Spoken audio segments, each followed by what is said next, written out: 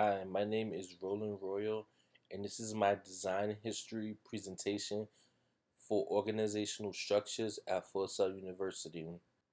In order to understand how design history and mass media relates, we must first understand what design history is. Design history is basically the study of art movements and the social and cultural events that caused them and resulted from them. Dr. Rachel K. Ward, a media specialist in fashion, art, and luxury, states that the idea of studying past art movements and applying them to mass media wasn't formalized until 1977's founding of Britain's Design History Society. Society mission states that the Design History Society is a leading organization that promotes the study of global design histories and brings together and supports all those engaged in the subject. So, why study past art movements? Why form an organization purely dedicated to understanding and incorporating global design histories into modern society? The answer is simple because it progresses art movements. If one was to analyze a timeline of design history and its designers, you would see that each movement and the designers associated with it found some sort of influence from previous movements and designers. In media, if examined closely, you will see many examples where designers use elements of past art movements. Volkswagen is one company that plays with design history in its ads. Here you can see a VW ad in the Bauhaus style. The designers took key elements such as the practical shape forms, typography, and coloring in order to promote their product.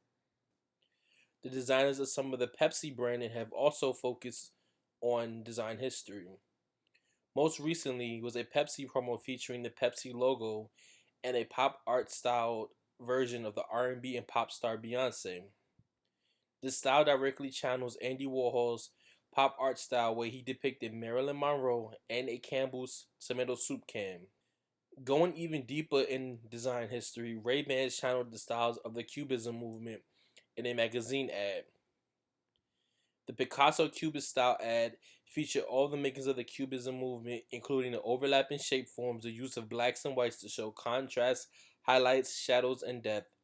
My small business involves the branding of musicians, bands, entertainment venues, and nightclubs. I often tell my clients to look at different styles from the past since retro styles are in now, and many agree. We often come up with some great ideas based off this information. One client in particular I love working with happens to be one of my biggest clients is rapper and songwriter Phenom from New Haven, Connecticut. He's big on the hippie psychedelic movement of the 60s and 70s and many times wants me to design in that style.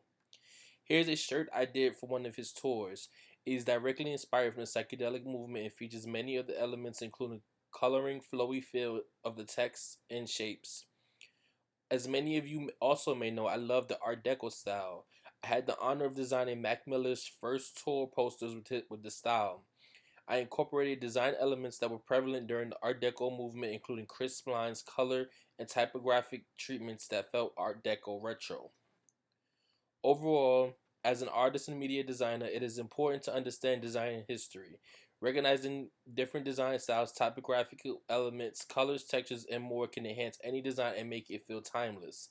However, it's just as important to recognize the social impact of each movement that each movement had.